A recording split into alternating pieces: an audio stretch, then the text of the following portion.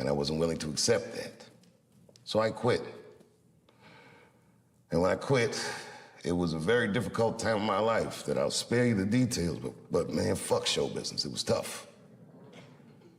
And then one day I was in Panama City, Panama, and I was at a hotel, and I looked at the lobby. There was a painting of Abraham Lincoln. And I would look closer. It wasn't a painting. It was all pennies, just pennies, on a black canvas arranged into the face of Abraham Lincoln.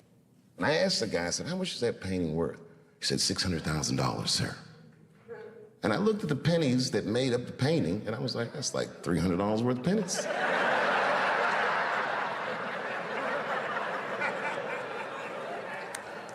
A light bulb went in my head. I realized the value of art. Some of the biggest wars and crimes and scandals in history were financed through the theft of art. Art is a powerful commodity. And artists, if you're good at it, should never behave as a commodity. That's a tough one.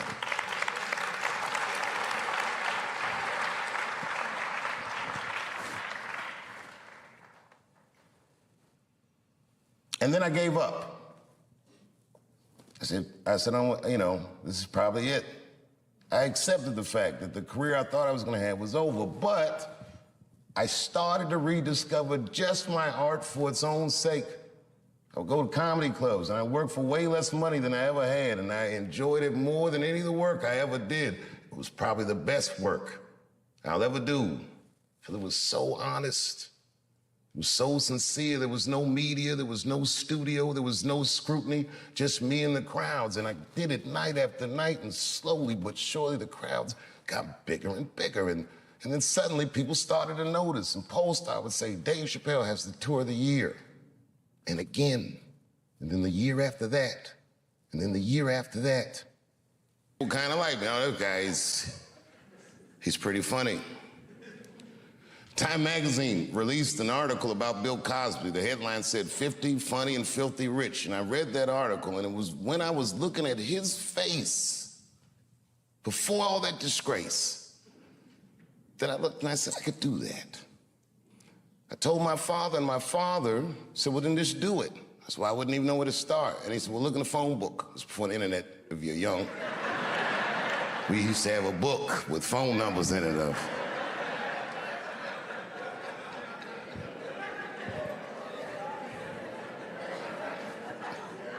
My father found for me the local comedy club in Washington, D.C.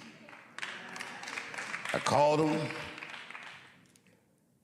I found out when open mic night was, and I started to go there on Tuesday nights, just watch. And then one night I went on a weekend. I would get my money together, and I would go to this comedy club, and I would just watch these comedians, and sometimes they would talk to me. And I told one of the comedians after a show one night, I said, man, I really want to try to do this. And he said, well, he said, if you want to be a good comedian, you should know how to act. I said, why? He says, he didn't explain it. I said, okay, and I told my parents, and this is how I came to find out about Duke Ellington, my mother. She said, there's a place you can go where you can learn to act right here in Washington. It's a high school. I said, you mean I would get out of Eastern?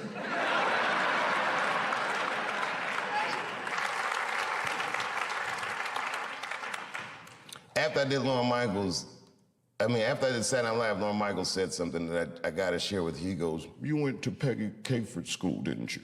That's what he said. And I said, I did. And he said, I want to say it at Saturday Night Live. He goes, tell her I owe her money.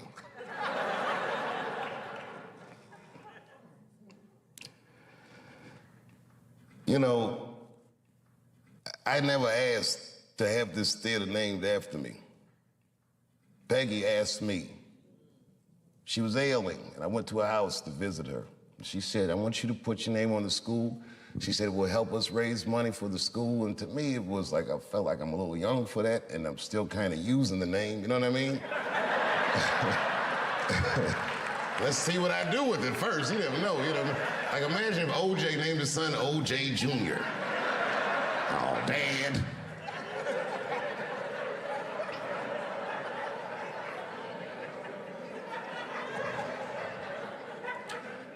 And around then, I was receiving the Mark Twain Prize, huge honor.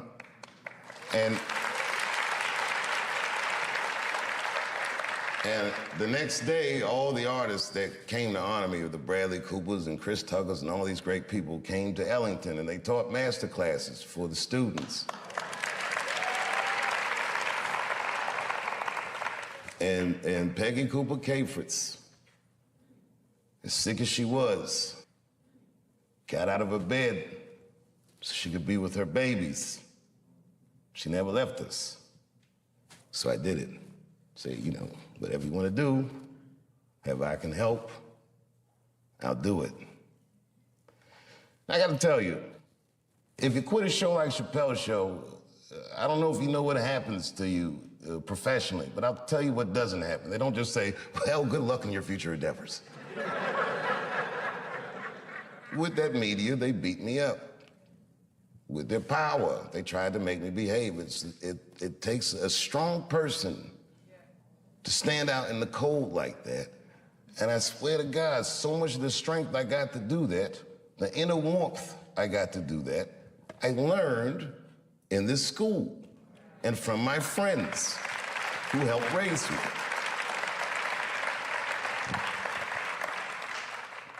So why wouldn't I do anything I could to help my benefactor? And the last time I came back, after the closer, when the kids were mad at me, I gotta tell you, that was quite the day. All the kids were screaming and yelling. I remember I said to the kids, I go, well, okay, well, what do you guys think I did wrong? And a line formed.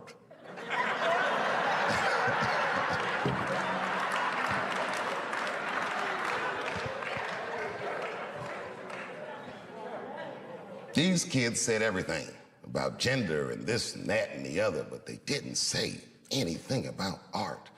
And this is my biggest gripe with this whole controversy with the closer, that you cannot report on an artist's work and remove artistic nuance from his words.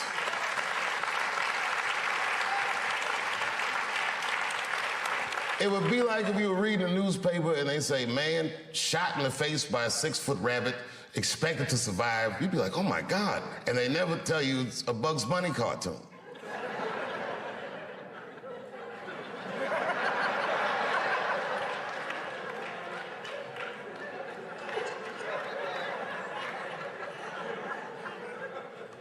I took a lot of cold shots in show business. And I gotta tell you, as the years go on, you feel the shots less and less as just the business, is what you say. But that one, that day, boy, that day they hurt me. When I heard those talking points coming out of these children's faces, that really, sincerely hurt me. Because I know those kids didn't come up with those words. I've heard those words before.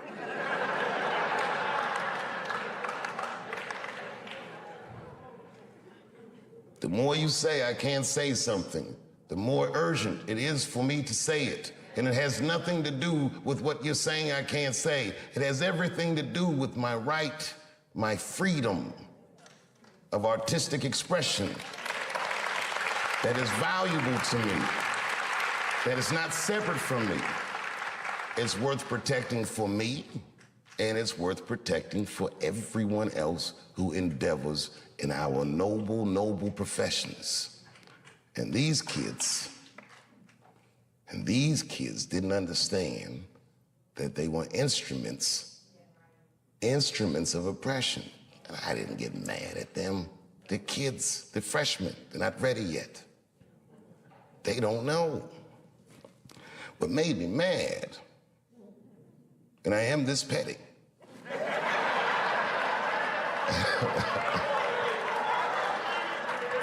I ain't saying names. One of the kids' mother went on Fox News. And she used to be a student here. I remember her face, but I don't know if she was particularly popular. Anyway.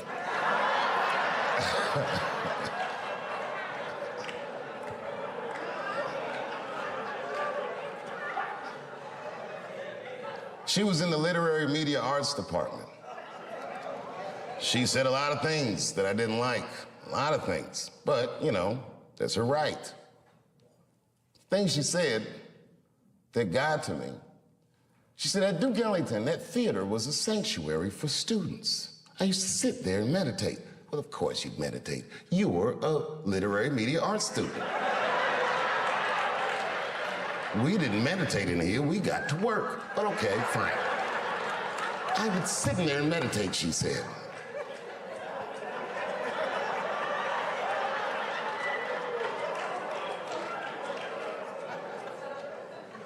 And then she scrunched her face up. She's a beautiful woman, but her face looked hideous the way she scrunched it up. And she said, and just to imagine his name on that theater. How could you do that to those kids?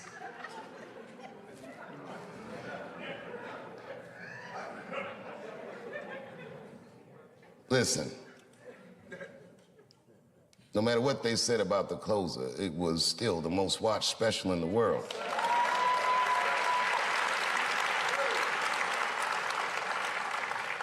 And I am still of the mind, and I say this with all humility, it is a masterpiece, and I challenge all my peers to make its equal.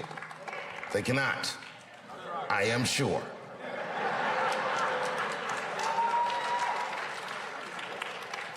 It will be decades before you ever see someone in my genre as proficient as me. I am maybe a once-in-a-lifetime talent. I am telling you the truth. I'm serious. If you are standing right now, I need you to find a chair, find a couch, find a step, find a patch of floor. I don't care what it is, just find something to sit on. Because we are about to have a conversation.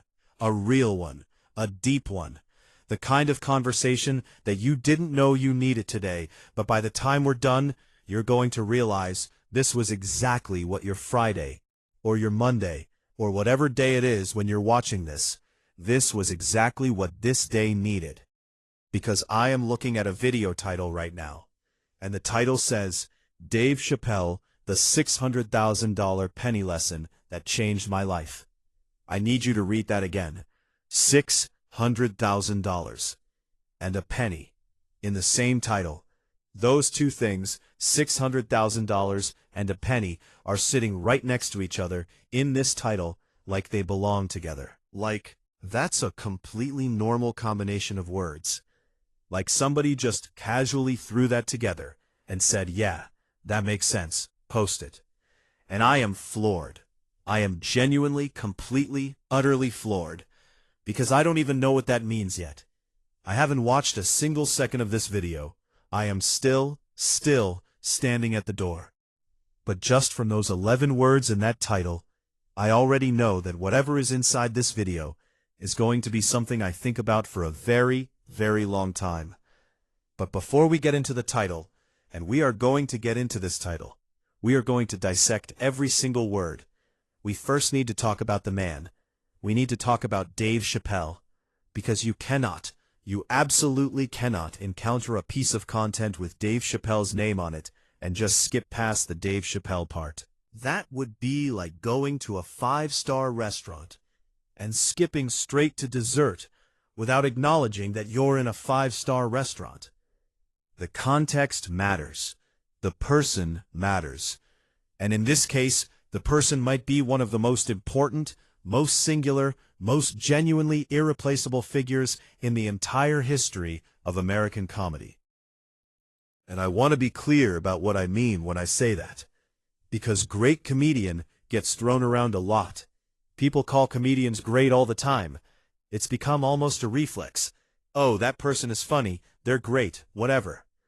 But when I say Dave Chappelle is one of the most important figures in the history of American comedy, I am not using hyperbole. I am not being a fanboy. I am making what I believe is a completely defensible, completely rational, evidence-based statement about the man's place in the cultural landscape. Because think about what Dave Chappelle has done. Think about the arc of this man's career and what it represents. He starts out as a young comedian, teenager basically, performing in clubs, developing his voice, finding his rhythm. And even back then, even in those early days, people who saw him could tell. They could tell this was different. This wasn't just a funny kid. This was somebody with something to say. Somebody with a perspective on the world that was sharp and specific and deeply, deeply human.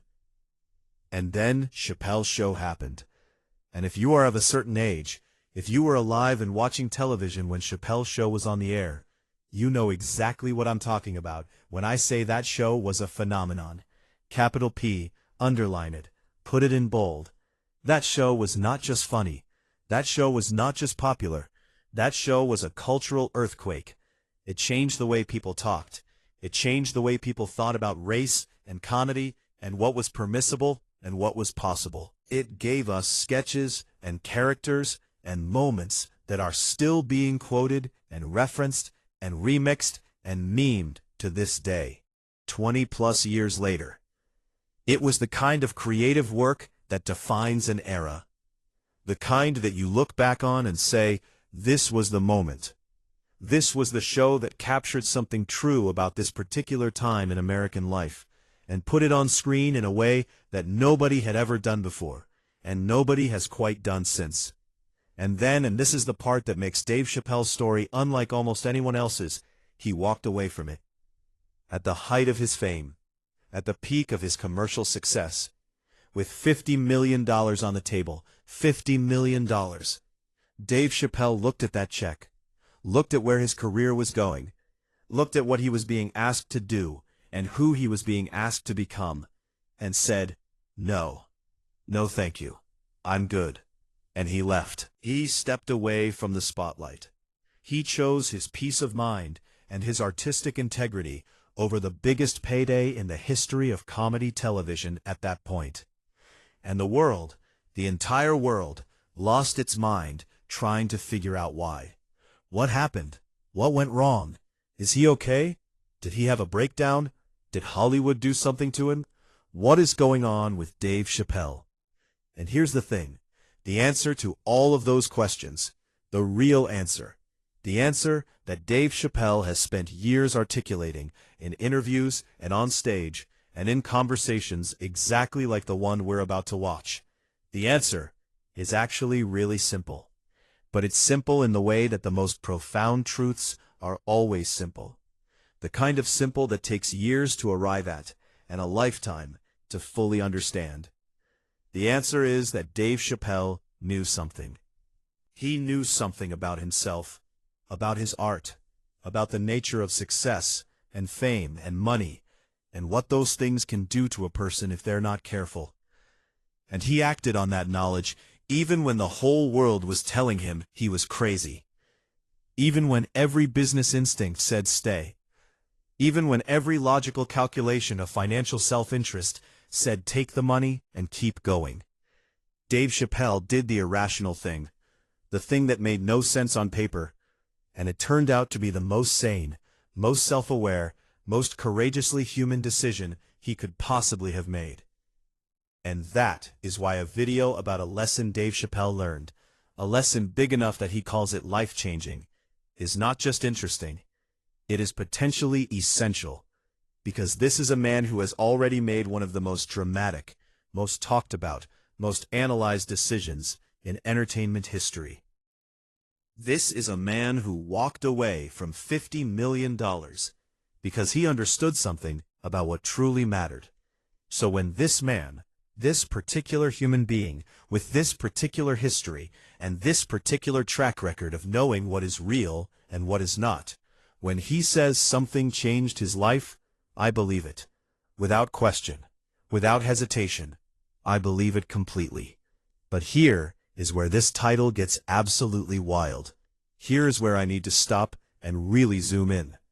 Because the lesson that changed Dave Chappelle's life is described in this title as, and I need to say the full thing again because the full thing is important, the $600,000 penny lesson.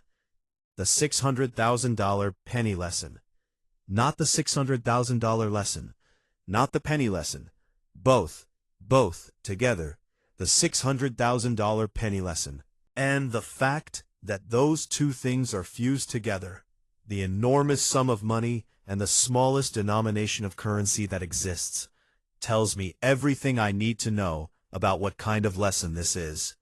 This is a lesson about perception, about value, about the gap between what something appears to be worth and what it actually is worth, about how the same thing can look completely different depending on where you're standing and what you're measuring and what framework you're using to make sense of the world.